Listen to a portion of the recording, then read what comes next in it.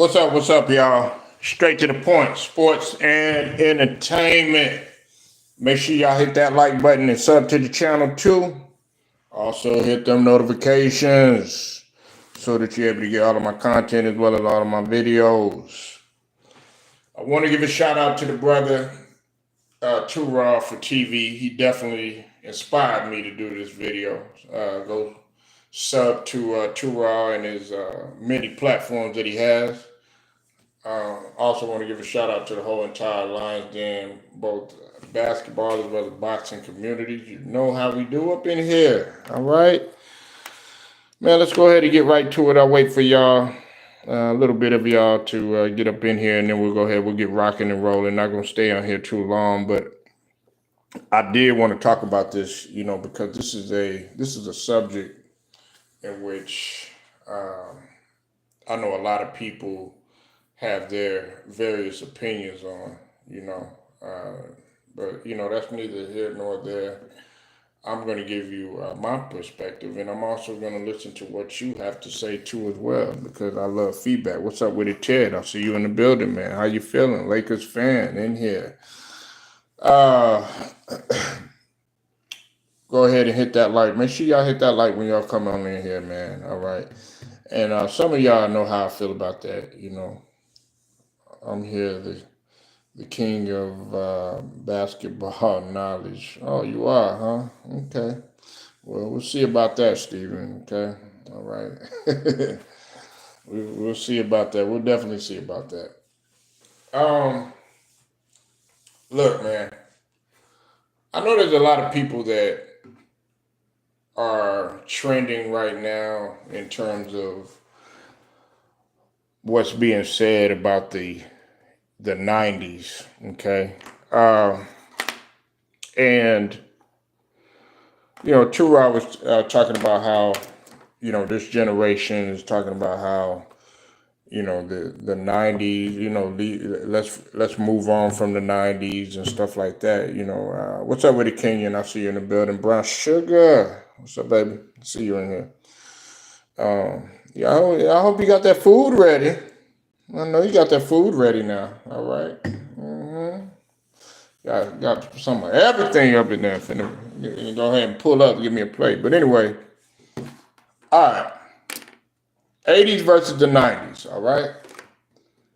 Now, what we got to remember about the 90's, it was pretty much dominated by the Chicago Bulls, with the exception, of course, of the Detroit Pistons in 90, 91. And then, of course, that's when the Bulls, they started, and they three-peated or whatnot. Then Jordan retired. Then you had Hakeem with the Rockets. They ended up winning it 2 times back-to-back with H-Town. And then, of course, you had the Chicago Bulls that reigned again. Okay, they reigned again. They had another three-peat.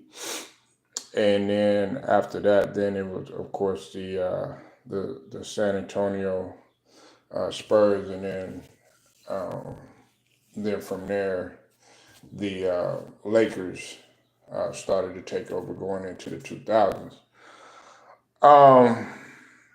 And then, of course, the 80's, you had, of course, the Lakers and the Boston Celtics going back and forth. We ended up winning it. The 76ers ended up winning it in 83. Then back to Boston. Then, of course, the Lakers. Okay, the Lakers. Then, of course, they were going back and forth again. Okay, what did you say, Sugar? What you say, Sugar Mama? Hey, you right. Right. Then you had the Lakers. They repeated, and then of course you had Detroit that won that at the tip of the 80's, going into the 90's or whatever. Look, this is what I'm gonna say, y'all. Those of y'all that listen, those of y'all that follow me, everything. Fuck the 90's. Okay? That's how I feel, okay? Look, I love Jordan. Everybody knows I'm a Jordan fan. But the 80's was way, way, way, way, way more competitive than the 90's will ever be on any surface. Okay. So if you tell, if somebody come up to me and say, oh, well, yeah, you're stuck in the 90's and all this other stuff, I'm like, okay, well, what does that mean? Shit, I don't give a fuck about the 90's, really. As a matter of fact, man, the 80's was way more physical. Okay. It was way more physical. One could argue in terms of the fundamentals, the footwork, that could be argued too. All right. And on top of that, you also had to remember the different teams that were going back and forth or whatever. Somebody different was winning it, with the exception of the two-peat for the Lakers that went back to back. Somebody different was winning it each and every year. And then, of course, the Pistons, but that was going into the 90's. They won in 1991. Okay. What's up with it, True the King? I see you in the building, man. Salute to you. Make sure y'all go sub to True the King. He's a Celtics fan. Yeah, I know y'all won, goddammit. I know. I know y'all won. You know what I'm saying? KD put up 45 and all that. You know what I'm saying? Jason Tatum, he really starting to mature as a player. But anyway, that's neither here nor there. Like I said, the 80's was way more competitive. Okay.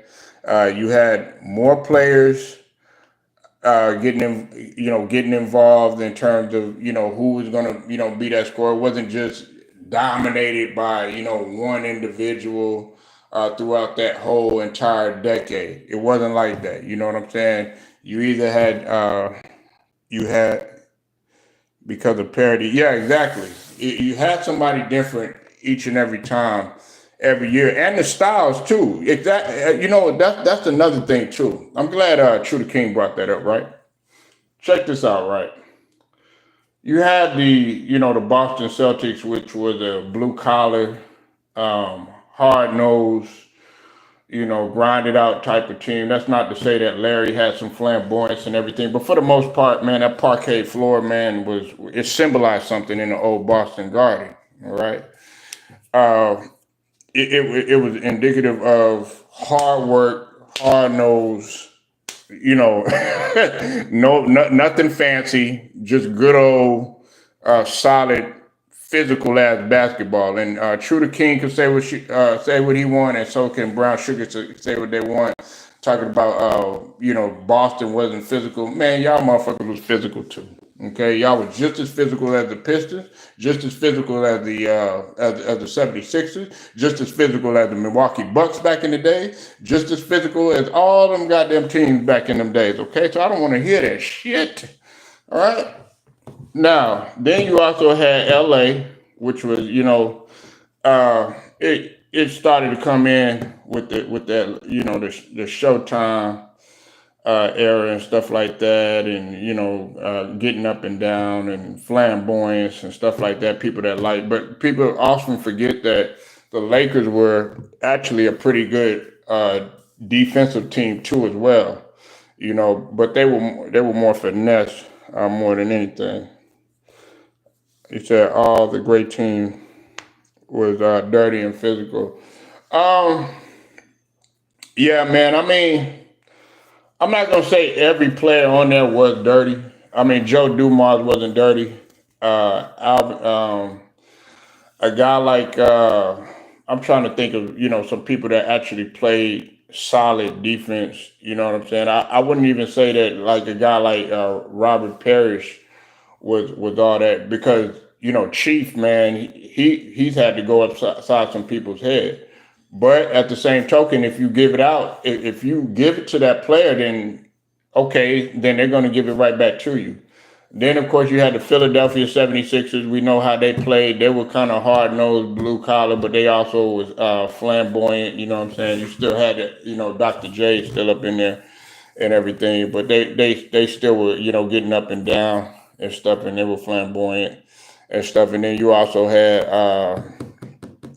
the Pistons, and everybody, they're pretty much the the face of being dirty and everything like that. You know what I'm saying?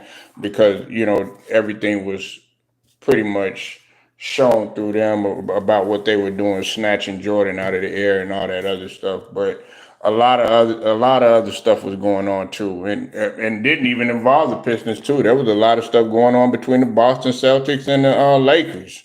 You know what I'm saying? There was shit going on between the Lakers and the Sixers. There was shit going. You know what I'm saying? So, but I think what gets slept on, True the King and everybody else that's up in here, Stephen Green, Ted, Brown Sugar, what gets slept on, man, is the fundamentally sound played basketball that was back in those times. You know, when I think of a guy like Kevin McHale, you know, yeah, you might look back at it, you know, some of these guys that are, in their 20s, and even younger, they might be like, oh, that was, that wasn't fundamental. That's just slow and stuff like that. But you got to think about how you were taught to play basketball, and basketball was played from the outside in back in that gap. You know what I'm saying? Instead of, they had a big man. They were, they had a big man sometimes too. And you also had to realize that now it's more outside in. Everything is dominated pretty much by perimeter play. There's pretty much no position. Everything's like positionless. You know what I'm saying? That's what Paul George was saying. And he said he said that now he would probably credit that to LeBron because of the style that's played. You got that 4-1, and you got the guys out there on the perimeter, and everybody is so quote unquote skilled, which not everybody and their mama is skilled. You know what I'm saying? Let's just get that out there.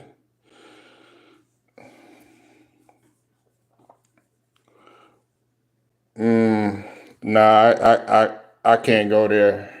I can't go there with you. Nah, because we're not even uh, when you talk about now when you talk about 2000s is better than both the 80's and the 90's. Nah, because they modified the rule changes. True.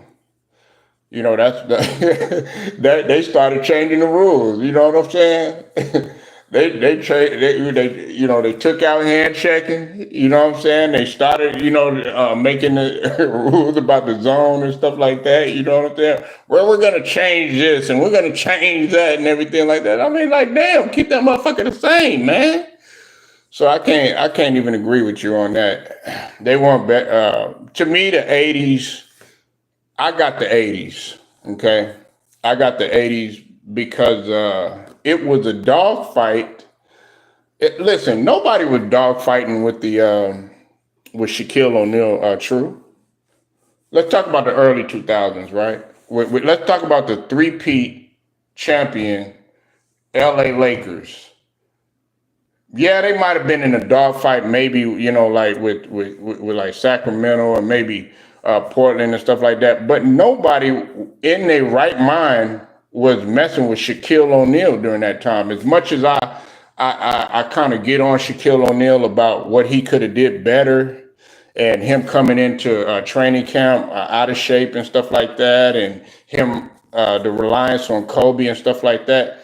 Nobody on the face of the earth was messing with Shaquille O'Neal during that time. So there was really no dogfight. Who, man, three-time MVP?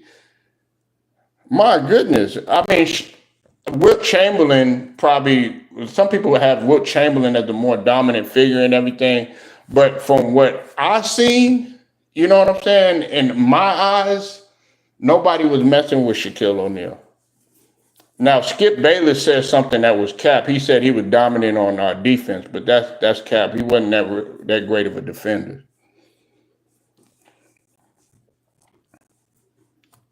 What's up with it, Ron? I see you in the building, man, and you capping. You said Washington 80 was a good team until they met Philly, Detroit, Boston, and Atlanta.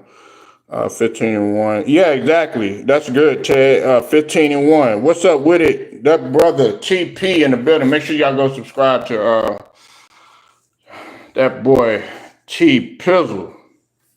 T Price, man, Overhead Podcast. Man, we got a whole bunch of Lakers and Celtics up in here, man. Damn. We got Lakers, Celtics, Sixers. God dog, y'all dominating up in here today. Shoot, I can name all of my fans in here. Look, we got our old head podcast. He a Lakers. Ted is a Laker. Ron is a Laker. Stephen Green is a Sixer. True the King is a Celtic. Sugar Mama, you know she a Celtic. Kenyon, oh well, he Phoenix. Okay, so yeah, but anyway, like I said, the '80s was better, okay, in my opinion, because of the like True the King alluded to, because of the parity. You never know who was gonna win it.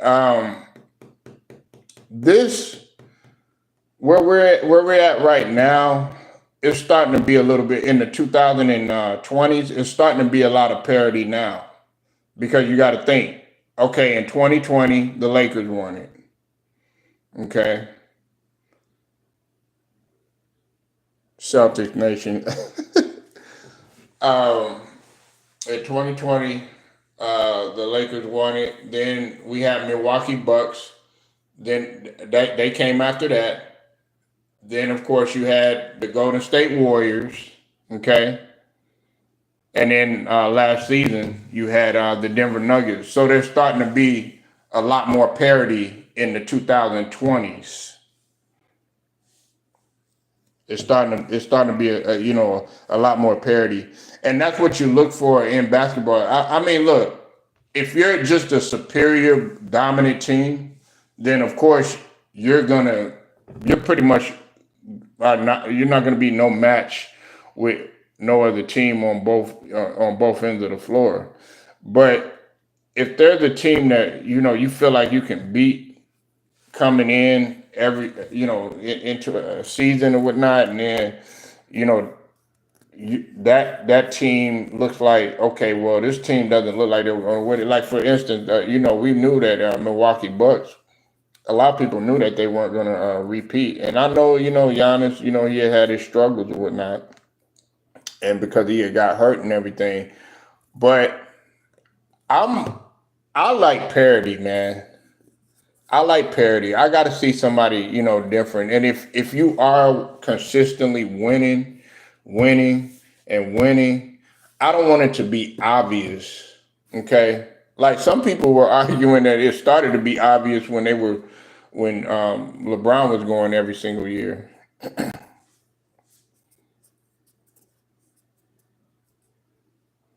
Right, exactly. Because there was so much that was going on. You had hand checking. Um, people were picking you up 94 feet. Yeah, I don't really see it that much, except with the exception of college. You really don't see a lot of players picking up uh, players 94 feet anymore. Like right when you inbound the ball, like right on you. You don't really see that no more, or as much as we once used to.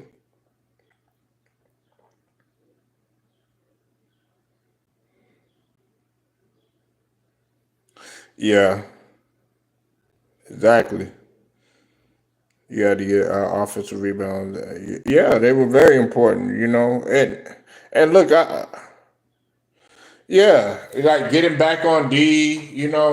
But everybody just like they take the 2000s, and look, I want to make this clear, okay?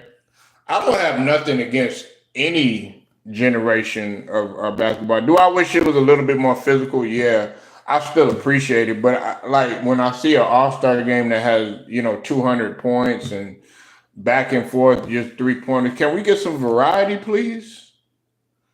I want some damn variety. I want a mixture. You know what I'm saying? Like people want it. You got guys out here that love defense. You got guys out here that love 3 pointers. You got guys out here that love to see, the high flying game. You got guys out here that, love to see the art of dribbling, okay, of ball handling. Okay. You got guys out here that like catch and shoot. You got guys out here that love the mid range.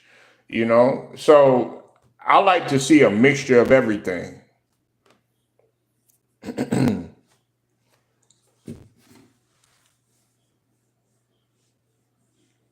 I like to see a mixture of everything. And you know, the '80s to me, everybody's always just forgetting about the '80s.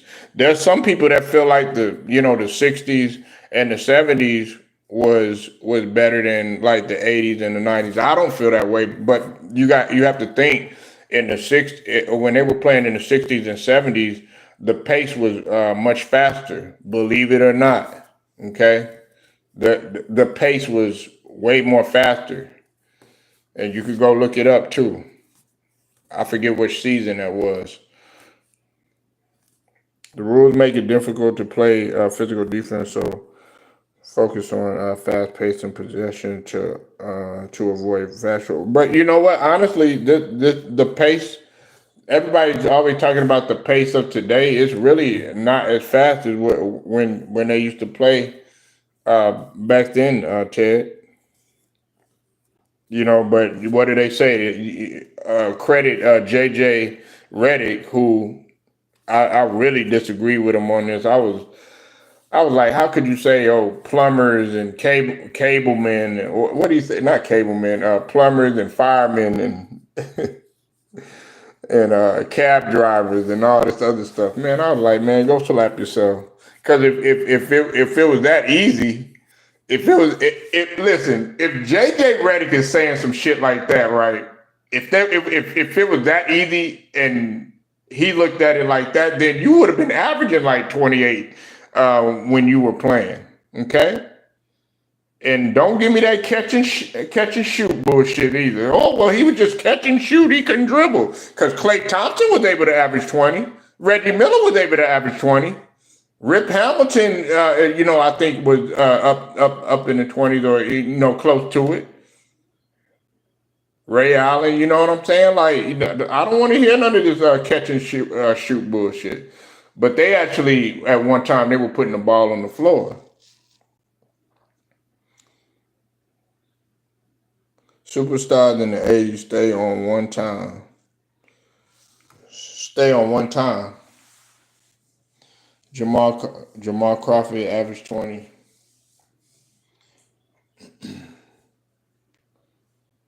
But I'm just talking about somebody that talked about cab drivers and plumbers and stuff like that. Don't say that unless you were like, okay, if somebody like Jordan or Kobe or Steph would have said that, or even LeBron, if he was saying something like cab drivers and stuff like that, like, okay, then they have some way of talking, but they would never say anything like that because they know that it's disrespectful.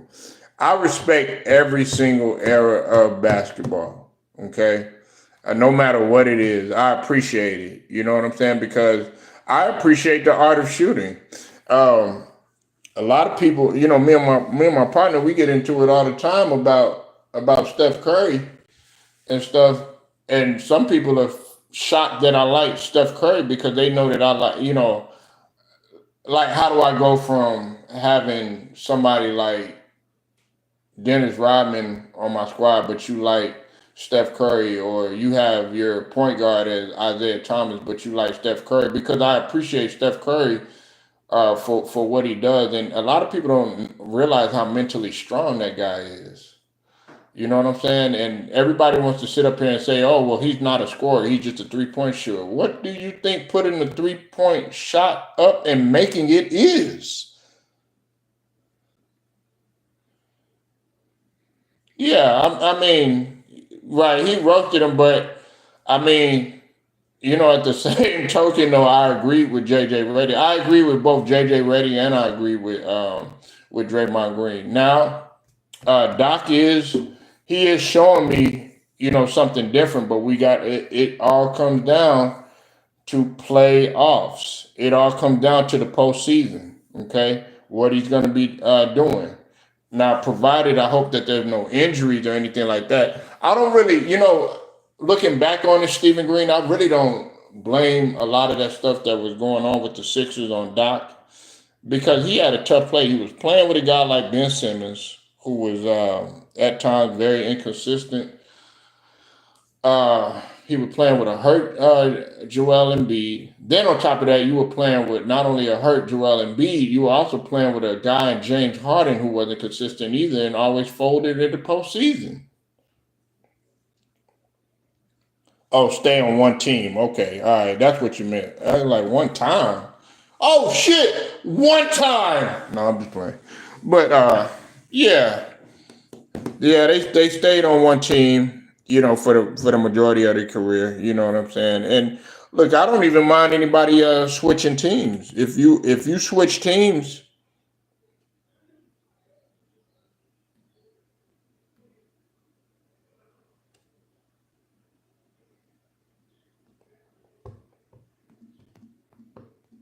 hold on, y'all. Sorry about that. If you switch teams, you just switch teams. That's on you. I have no problem with that. But it's what you're gonna do and what type of contribution you are because Hall of Famers switch teams, okay? You know, but it doesn't matter if you switch teams. That's what that notion of like in LeBron's case, okay? He switched teams and everything, and two out of the three teams, I think he should get statues for. The Lakers, I don't think he should get a statue with the Lakers. Because if you're gonna give LeBron a statue with the Lakers, then you might as well go ahead and give Wilt Chamberlain a statue.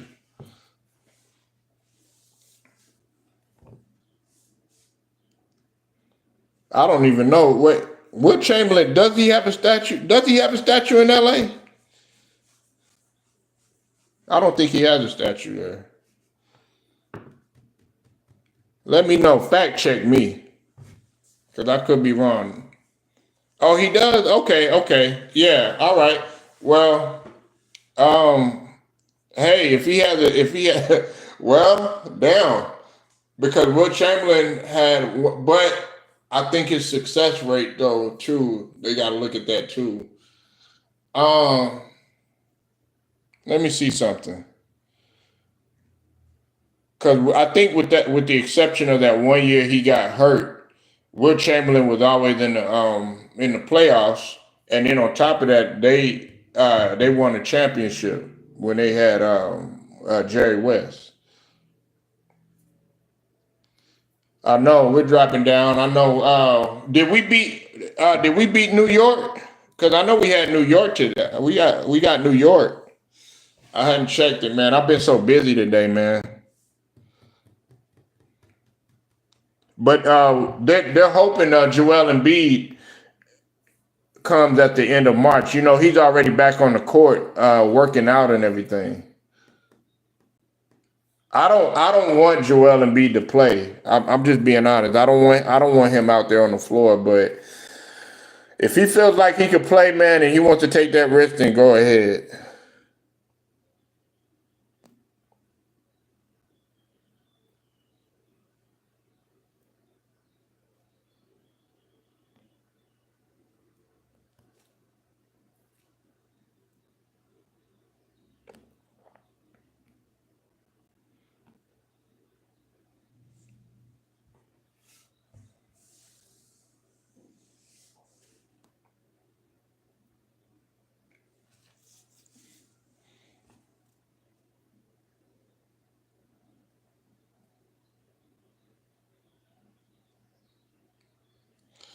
Yeah, I mean, look, I don't want him out there playing.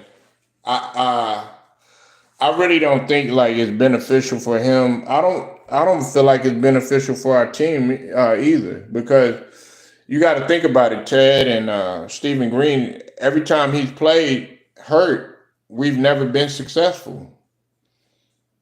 Oh yeah, I want to. It's good that you want to get out there if he don't play, but what make if he plays, we're not gonna win. We're not gonna win anyways if he plays. He's not. No, do you know how long it's gonna take him to get right?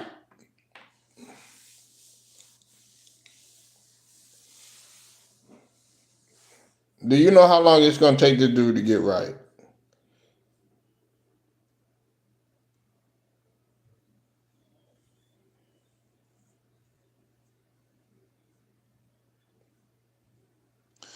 Yeah, sad to say, yeah, it is, and we need to go ahead and we need to move to Maxi.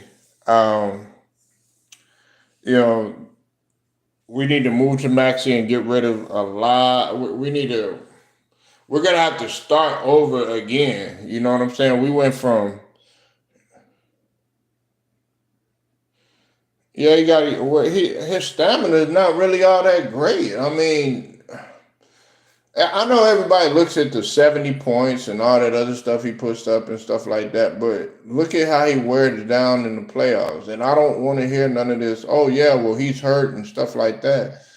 But, look, man, you chose to get out there. You said months.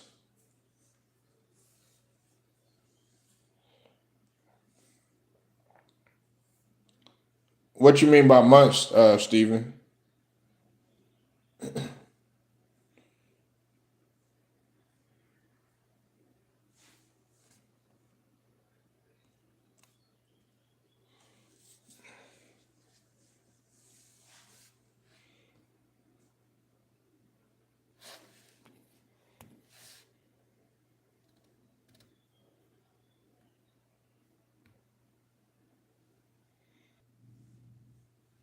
If we start over, we gonna be like the '99 Bulls. Yeah, I know. I know. Listen, we started over how many times? Like, man, I can't even remember. Let's just start back with the trust the process when we had Bruce Brown. Yeah, it's gonna take him months to recover, man.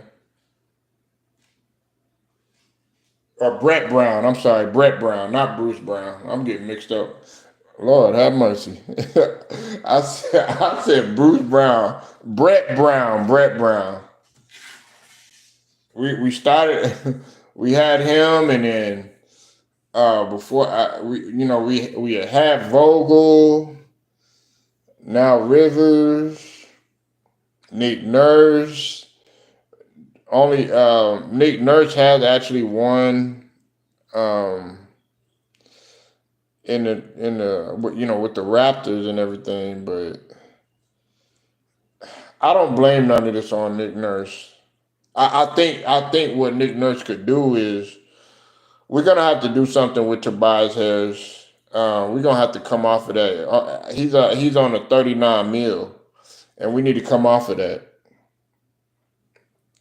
We need to come off of if you got we're starting a guy like Kyle Lowry who's actually been solid and everything, but we got to have youth, man, and we need somebody because Maxi. I don't want a situation to happen, Stephen, to where we're using Maxi so much to the point where something happens to him.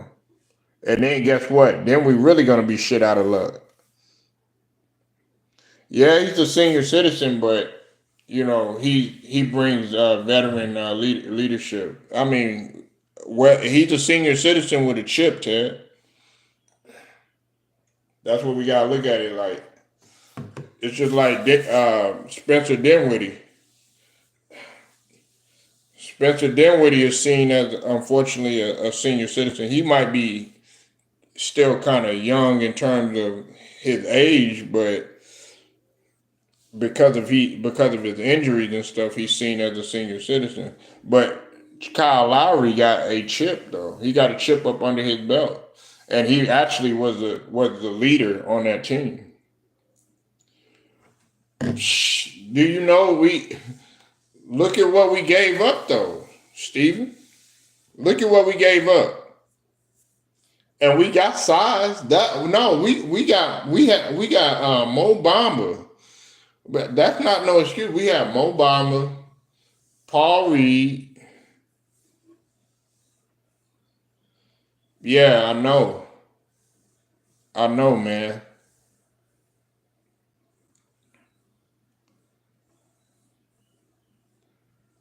Shh, that man. Listen, we need to come off. We need to come off of that. We actually I think.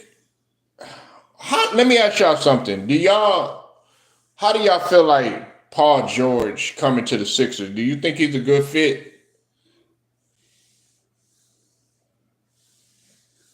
Because we're gonna have to make room. We got to make room because we gave up a lot. You know what I'm saying? We had a chance to get several. Um, we had a chance. They didn't really have too many big men. I think in the buyout. I don't think they had too many big men in the buyout. Because that's what that was our only chance was to get somebody out of the buyout. That's how we ended up getting Kyle Lowry. I didn't really like the move. I mean, I like Buddy Hield, man. I like him as a shooter, but we needed defense. That's what we really need, man. You touched on a good point too, Steven. Okay, yeah, we could use some some size in the interior, but that's what we have Mo Bamba for, a true center. But it's in terms of true centers, there's not a true center anymore like that because you look at Victor Wembanyama while he can play a true center position because he's averaging 3 blocks and everything, and then running for defensive player of the year with Rudy Gobert, he's still not a true because he's able to pull his game out to the perimeter. Okay, the reason why you said bad fit. Okay, well I'm okay. The reason why is because Paul George is going to be up for grabs, and if he doesn't, if he go ahead and test the market in 25. So I'm keeping my eye on that with the Clippers. I'm also keeping my eye out on OKC too as well. I'm keeping my eye open for OKC as well. But I like what Paul George is doing. It's just I've always had trouble with him getting hurt, and then also what he does in the playoffs.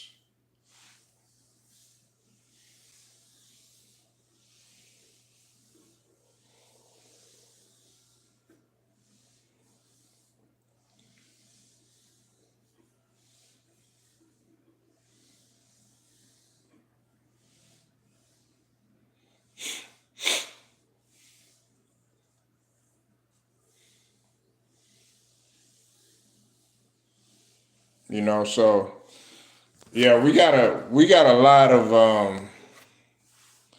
and we also got to look at it too like this though too, Ted and Steven and everybody else that's up in here. We also got to look at it from the standpoint of this too. What's gonna, Paul George might go back to the Clippers. We'll have to see. I listen. Cause listen, I'm gonna be real. Like this is kind of their last chance to really do this, man. When we talk about the Clippers, because man, the East is getting really, really, really competitive, and anybody's up for grabs. Of course, I don't see nobody beating Denver, but the way that Ant Man has been balling, man, I think he's on a mission to prove people wrong, and I love it too because that's all that I was on the stream with Herm. Shout out to Herm, but everybody was talking about they're gonna do the same thing each and every year. Minnesota, man, listen, I think Ant Man is gonna take over, and I hope he doesn't get. I pray nothing happens to him in terms of his health because Anthony Edwards is focused this year, man. I want him to prove people wrong. Man, Anthony Edwards, man, and listen, man, that's facts, Ted. I have really, I forgot about the stuff that he said about not wanting to play basketball and stuff. Like, cause now he's like, damn, he really wants to play and everything. Then on top of that, some people are calling him the face. He's that guy, man. He is that guy right now, man. And I don't want people to feel like I'm putting Anthony Edwards on such this high pedestal and everything because he still has to get a win in the playoffs. He's winless in the playoffs. He's 0-2. So until that changes, he gets a little bit further, because that was the knock on Jokic. Jokic, he struggled in the beginning. Yeah, he loved to compete. Minnesota will soon be in the finals. Ant-Man has the pieces, yeah, around him. Yeah, exactly. And then, we got, with Karl Anthony Towns, that unfortunate situation. But I think they'll still be all right. You know what I'm saying? They'll still be all right.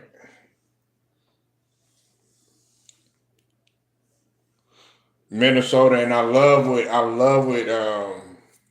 what Alex Rodriguez is doing, man. He is really turning that franchise around, man. In the front office. Before, nobody was really paying attention to Minnesota like that. Now people are really paying attention. Like some of these teams where you used to look at like you didn't pay attention. Now that people are starting to pay attention, like the OKCs, of course the Denvers and um, Minnesotas, even New Orleans, the Orlando. Now they're paying attention to Orlando again.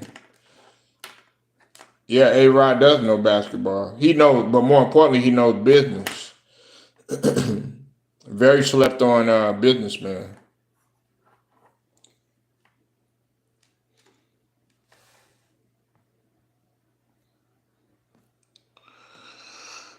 Minnesota just needed a stronger bench with and veteran. Uh, yeah, I mean youth has got them, but they have Mike Conley though. You got to remember they got Mike Conley. So and Mike Conley is a solid veteran, man. He's a good guy, man. And he can really mold the guy. He's got playoff experience. He's been in the trenches, in the playoffs and everything. Just never could get over that hump.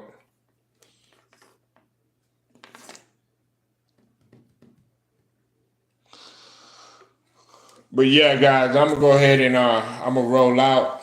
I appreciate y'all pulling up. I appreciate everybody pulling up. Make sure y'all like the video. Make sure y'all share it. Subscribe. Hit them notifications so that you're notified. Um, it's straight to the point. Sports and entertainment, man. Salute to y'all, and I get at y'all later. All right.